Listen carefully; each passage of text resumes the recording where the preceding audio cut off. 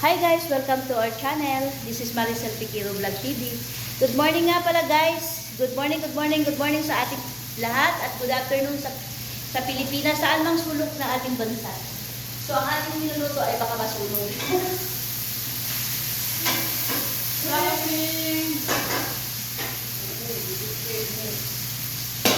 So ngayon nga pala guys, ito nga pala ay pang 9 years kong wala sa aking mga mahal sa buhay. Hindi ko kapiling ang aking mga anak sa loob ng 9 na taon. Christmas, New Year, Pasko, birthday, graduation day, wala ako sa piling nila. Mga birthday nila, wala ako sa piling nila. So, ito tayo kasi mga mamis, kailangan natin maghanap buhay, kailangan natin magbigay ng pera sa ating mga mahal sa buhay. So, kailangan natin magtiis. Kung ikaw man ay OFW, saan mang panig ng mundo, kailangan tayong maging matibay. Huwag tayong pupunta tayo dito pagdating ng nasa sad tayo, Christmas na mag-iiyak tayo. Okay, iyak mo lang yan. After that, kinabukasan wala na yan. Ganun lang. So, kailangan ganun ang buhay, guys.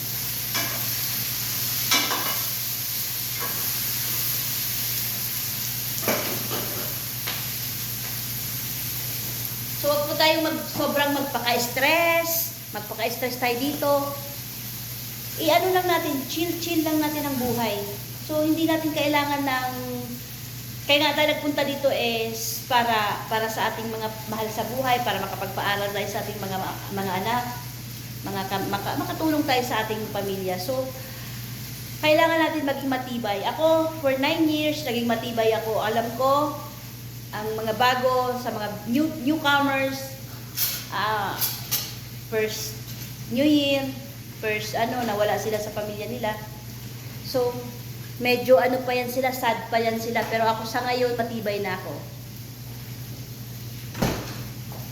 After 1 year, magiging matibay ka na. Lumayo ka sa pamilya mo, so kailangan maging strong ka. Maging strong ka, hindi mo kailangan maging mahina.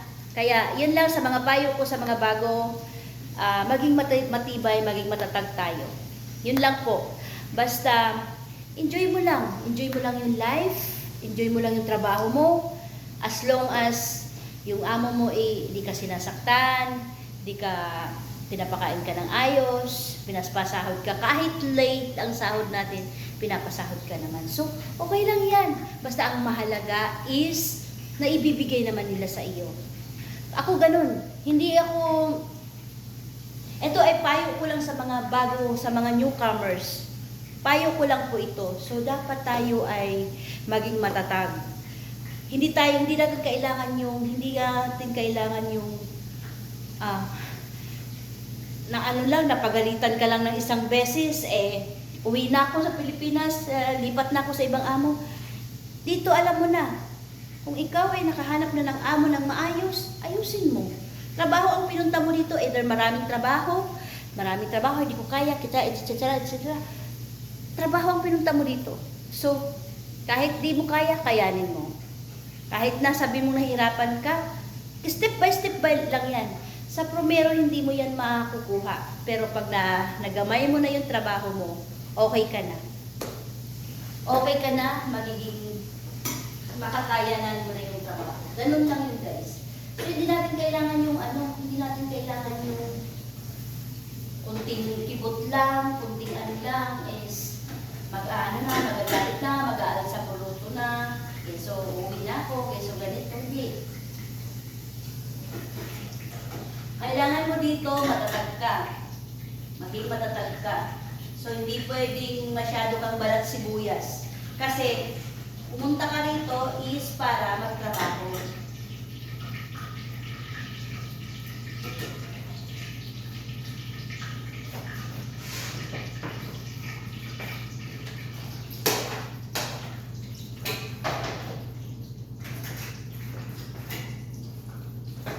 Pumunta ka dito para magtrabaho. So, kailangan mong kayanin. Kung ano man ang sequence na dumating sa buhay mo dito sa trabahong ito, so dapat tanggapin mo. Tapos, ang payo ko lang din sa newcomers, yung Huwag kang, kung ano man ang mangyari sa buhay, sa pamilya mo, or dito, two sequence lang yan. Dalawang, ay ano lang yan. Ang ano, dalawang ano lang yan, kung dalawa ang purpose lang yan is dalawa. Either pamilya mo may problema, either ikaw may problema dito. So, dalawa lang yan. Dalawa lang yan na aanuin mo, tatanggapin mo. Either kung for example, may asawa ka. Ang asawa mo ay nagloko sa Pilipinas, tanggapin mo, lumayo ka eh. Dapat maging strong ka. Hindi yung sobra kang mag-iiyak-iyak ka kasi ganito yung asawa ko. Tanggapin mo. Either may mawala sa isa sa mahal sa buhay natin, either may ganito. Lahat naman tayo mawawala eh. Kumbaga, ito ay ano ko lang yun, payo ko lang sa mga newcomers. Lahat tayo mawawala. Huwag natin yung, grabe naman yan si Maricel, grabe naman kung magsalita. No! Kailangan natin aksipin natin kung ano yung kasi lumayo tayo sa ating mga mahal sa buhay. So, yun lang yun. So, hindi yung tayo magpapakabaliw tayo dito, nasiraan na ng bait. No! Kailangan natin maging matibay. Ako, naging matibay ako sa paglayo ko sa aking mga anak. Sobrang naging matibay ako, naging matatag. Saan ako pupulutin sa Pilipinas nung nag-pandemic, di ba? Saan? Paano? Di ba?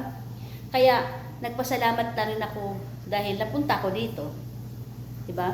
Ganun lang yun. Kaya kung ikaw gusto mong pumunta sa ibang bansa, gusto mong mag-abroad, gusto mong tanggapin mo kung ano yung sequence na ibibigay sa'yo, kung ano yung sequence na binibigay sa'yo ng Panginoon, kung ano yung nga ibibigay niya.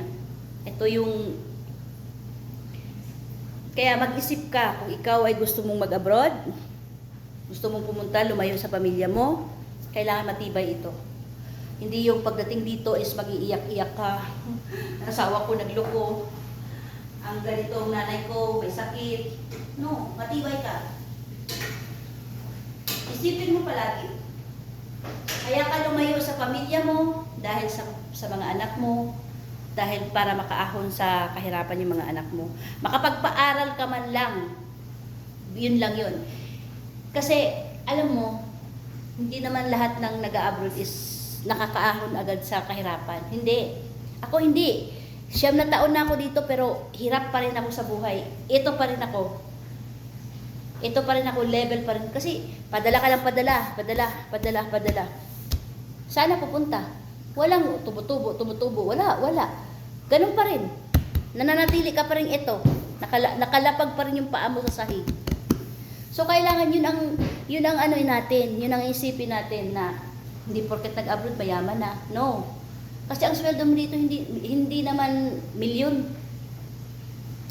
So, ang gastos natin sa Pilipinas, ilaw, kuryente, tubig, asukal pa lang, bigas pa lang, grabe nang mahal. So, paano? Hanggang sa kain lang.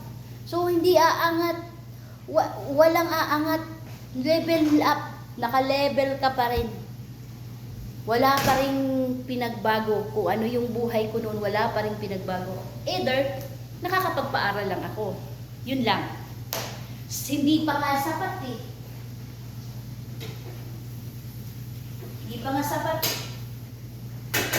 Kasi, maliit lang yung sahod mo eh. Diba? Kaya yun lang guys, sa mga newcomers, sa mga bagong pupunta dito, kailangan ninyong baunin ay tibay ng loob. Tibay ng loob para tayo ay maging strong. Makakapagtrabaho tayo ng ayos. Hindi yung iiyak-iyak ka dito, nagloko asawa ko, namatay nanay ko, namatay tatay ko, ganito, yung anak ko na ganito. Ano lang yun? Kumbaga, dalawa lang yun eh. Dalawang ano lang yun. Kasi lumayo ka sa mga pamilya mo, so tanggapin mo. Nandito ka sa malayo eh. So tanggapin mo rin.